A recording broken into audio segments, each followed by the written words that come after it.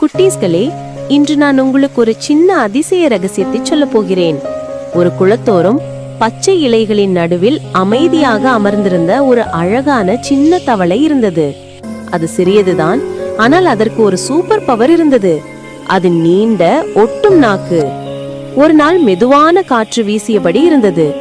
குளம் மேலே சிறிய ஈக்கள் அங்குமிங்கும் பறந்தன. தவளை அவைகளை கவனித்தது. அவற்றை பிடிக்க வேகம், அமைதி மற்றும் அதன் ரகசிய ஆயுதம் தேவையாக இருந்தது. அந்த நேரத்தில் தவளையின் நாக்கு மெதுவாக நீளத் தொடங்கியது. ரப்பர் போல மென்மையாக நீண்டு நீண்டு கடைசியில் ஒரு சிறிய ஒட்டும் பந்து போல மாறியது.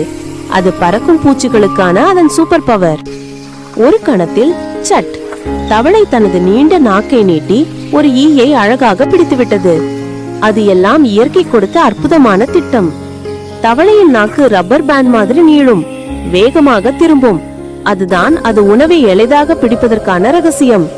அடுத்த முறை ஒரு தவளை அமைதியாக அமர்ந்திருப்பதை பார்த்தால், குட்டீஸ்களே, அது தனது சூப்பர் பவரை பயன்படுத்த தயாராக இருப்பதை நினைவில் கொள்ளுங்கள். இயற்கை அப்படித்தான், சிறிய உயிர்களிலும் பெரிய ரகசியங்கள் மறைந்திருக்கும்.